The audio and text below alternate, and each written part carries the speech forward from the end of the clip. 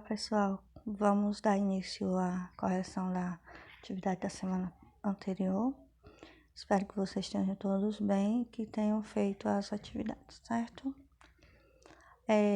Nós vamos lembrar aqui que o capítulo que a gente está estudando é o capítulo 9. E se vocês quiserem acompanhar, fazer a leitura, tiverem um tempinho, uma curiosidade, vocês podem estar indo procurar no livro a partir da página 162, onde fala do socialismo real. Pessoal, temos um tópico aqui, quem puder pegar o livro, o caso da China. Durante a sua longa história, os chineses produziram escritas, técnicas, filosofias que exerceram forte atração sobre outros povos. Além disso, desde há muito tempo, o território e os produtos chineses, como a seda e a porcelana, atraíram o interesse de outras potências. E no século XIX, as potências europeias, Estados Unidos e Japão, foram além da diplomacia. Usaram a guerra e ameaçaram obrigar a China a lhes doar parte dos seus territórios e abrir seus pontos de comércio. Pessoal, a gente vai ter a China como ela é muito fechada para o mercado de exterior. Eles não vendiam para fora e também não aceitavam que outros vendessem para dentro do seu território, que é falando de nação, dentro do seu território. Então, o que os outros países que considerados grandes potências queriam começar a expandir os seus territórios, além de fortalecer a economia dos seus países. E eles viam a China como um espaço fechado. Apesar da China produzir essas técnicas e ter filosofia que atraiu o povo, o mercado consumidor, produtor também, era muito fechado. Eles não conseguiam entrar em um consenso para poder abrir as portas de comércio, certo? Então, a gente vai ter a dominação estrangeira. Foi a partir do século XX que as potências ocidentais, o Japão, passaram a controlar a economia chinesa. E como uma coisa que a gente deve levar em consideração, como a China era fechada, ela não tinha apoio de outros países, né? Então os outros países entraram em consenso e guerrearam para poder conseguir a parte do território chinês. E como a China não tinha apoio, ela se tornou mais fraca e veio a perder. Então outros países vieram a tomar de conta, de se apossar dos territórios pertencentes à China.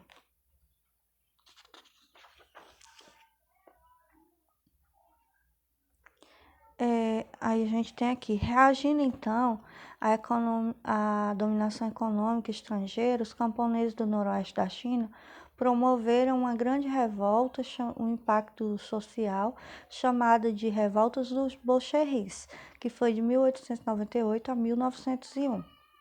Então, pessoal, a gente vai ter que relembrar esses tópicos, tá certo?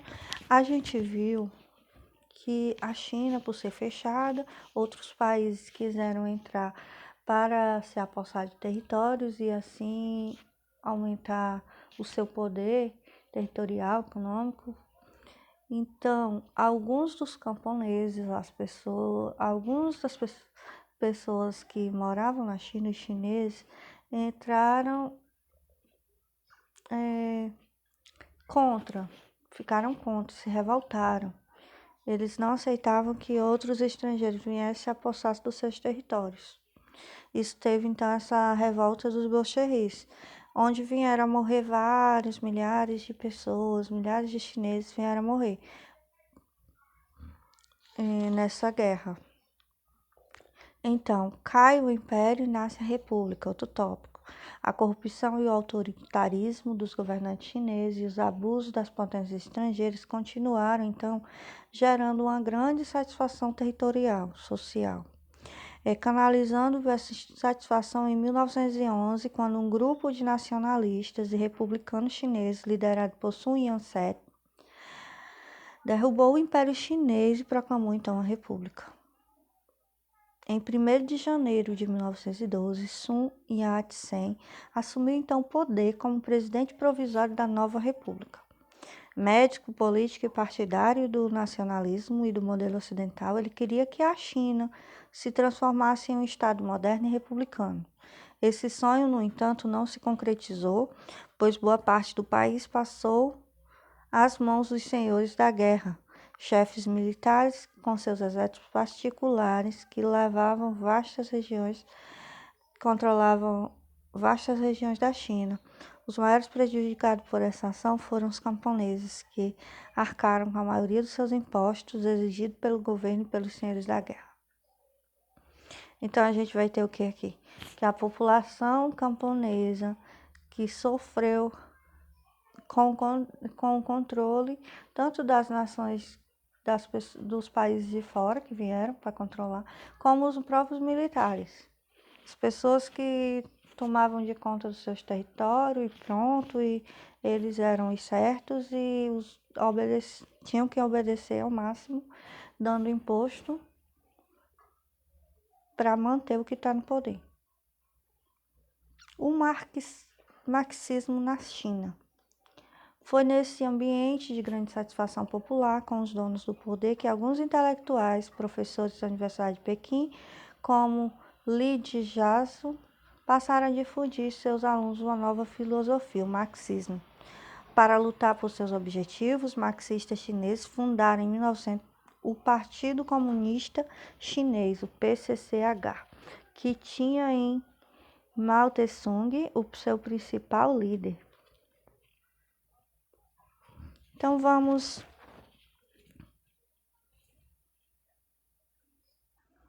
Bom, pessoal, vamos continuar aqui, tá bom? Nas questões.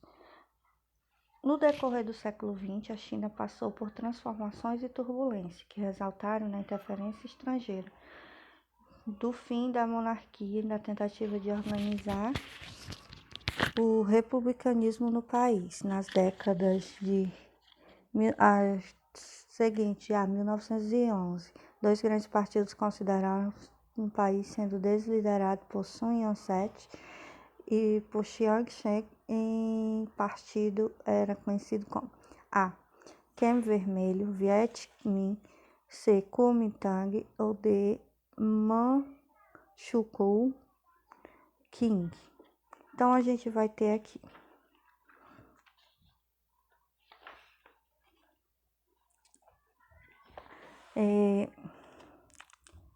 Yang Suset criou então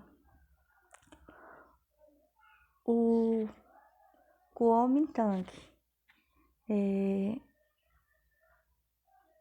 Ele assumiu como presidente provisório da nova república. Ele criou esse partido que foi conhecido com esse nome, tá certo? Durante o percurso da Guerra Civil, travada entre nacionalistas e comunistas da China, um inimigo comum surgiu no país, o Japão. Os japoneses haviam invadido parte do país em 1931 e a partir de 1937 iniciaram um conflito aberto contra os chineses que ficou conhecido como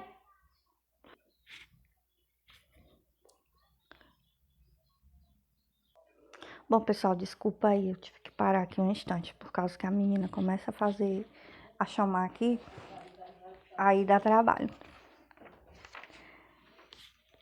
O marxismo na China, a gente já viu esse tópico, agora vamos para os nacionalistas e comunistas contra o Japão, para poder responder essa questão. Em 1937, enquanto nacionalistas e comunistas chineses lutavam entre si, o Japão invadiu a China, dando início à Segunda Guerra na Ásia. Durante essa invasão, os militares japoneses adotaram a tática de ter tudo, matar tudo, queimar tudo, destruir tudo. Muitas vilas foram queimadas com seus habitantes. A violência praticada pelos japoneses contra os civis chineses gerou à China um forte ressentimento contra o Japão. Para fazer a frente de ataque, nacionalistas e comunistas chineses interromperam a luta entre eles e se uniram contra o Japão. Na ocasião, Mao Tse-tung foi declarado: "Meu amor pela China é maior que o meu próprio ódio por Chiang Kai-shek." Os comunistas tiveram uma participação decisiva nas lutas contra o invasor japonês, o que contribuiu para o crescimento constante do número de filiados ao PCCH. Após a vitória sobre o Japão na Segunda Guerra Mundial, começaram os conflitos entre comunistas e nacionalistas chineses usando tática de guerrilhas. Os comunistas, representados pelo Exército Popular da Libertação, EPL, de Mao Tse-tung, venceram os nacionalistas, proclamando em Pequim a República Popular da China em 1949. Essa guerra também foi conhecida como Segunda Guerra Sino-Japoneses, tá bom? Não é a Primeira Guerra Sino-Japonesa, nem a Guerra de Xinhai e Manchukuo, Guerra de Kuomintang. Não, é a Segunda Guerra Sino-Japonesa.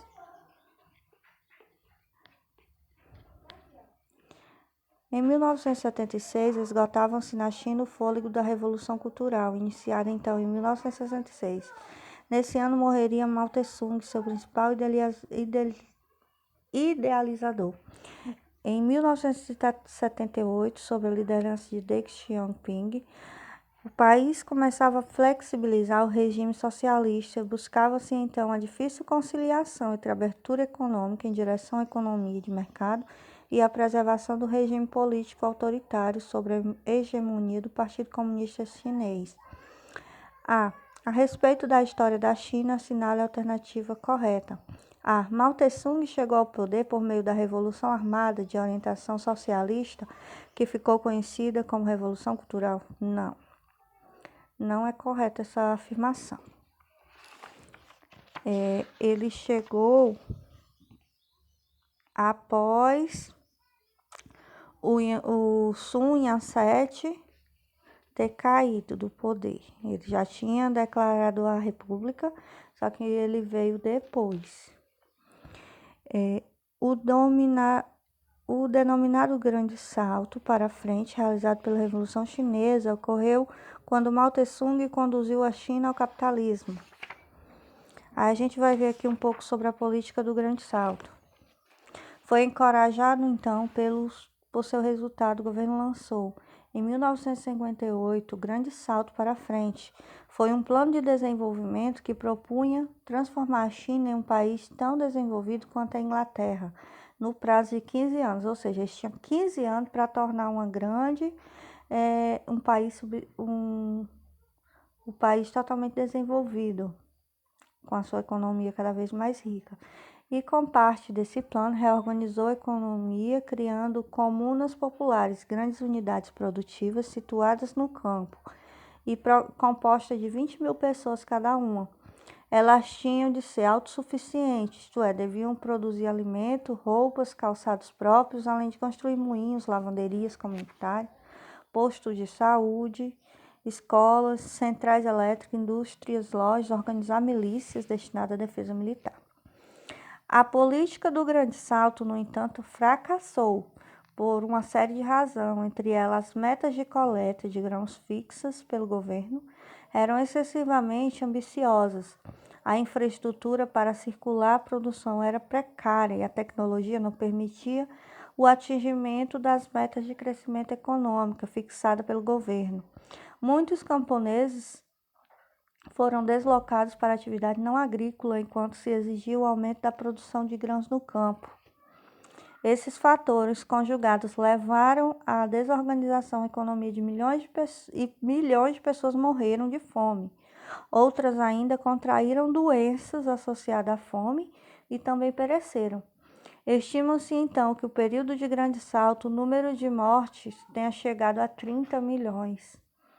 No ano de 1960, a população chinesa descobriu que o governo maquiava as estatísticas sobre os resultados reais da política do Grande Salto, o que derrubou a popularidade de Mao Tse-tung.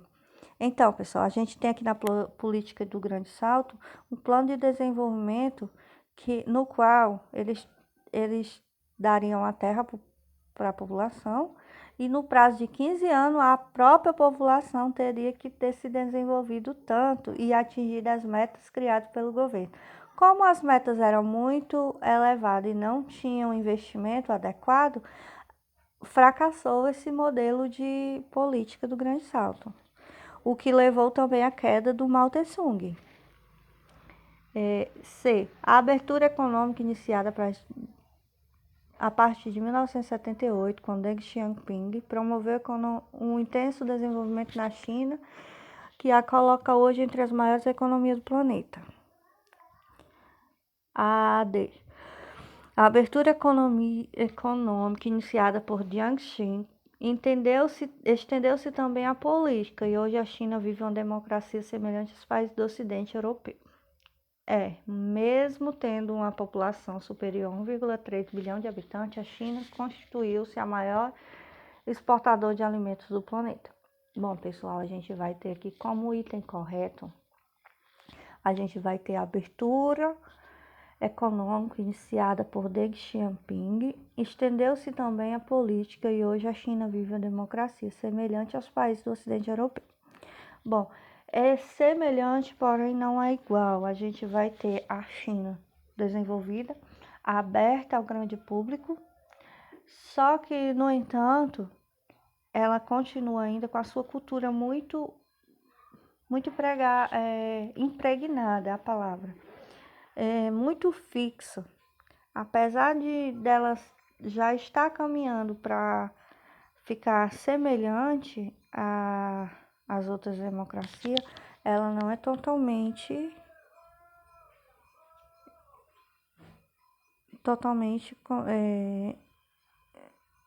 parecido com o Ocidente Europeu, tá bom? Vamos para essa última questão, acho que é a última agora. Qual foi o principal objetivo de Mao Tse-tung com a promoção da Revolução da Cultura Chinesa em 1966? A. Estabelecer uma cultura de liberdade, pensamento e expressão na China. Promover a integração das culturas tradicionais. Reconquistar a hegemonia dentro do Partido Comunista e do Estado Chinês. D. Estabelecer vínculos com os Estados Unidos e com a contracultura. Ou desenvolver a cultura chinesa nas áreas da música erudita e as artes plásticas. Vamos ter como item correto, pessoal, estabelecer uma abertura à liberdade de pensamento e de expressão na China. Mesmo a gente sabendo que a política do Grande Salto não deu certo, ele tentava levar os ideais de liberdade e também a liberdade de expressão na China. Bom, pessoal, espero que vocês façam a AP e tenham cuidado na hora de resolver as questões, tá certo? E dê uma lidazinha no material, dê uma aprofundadazinha e boa sorte a todos.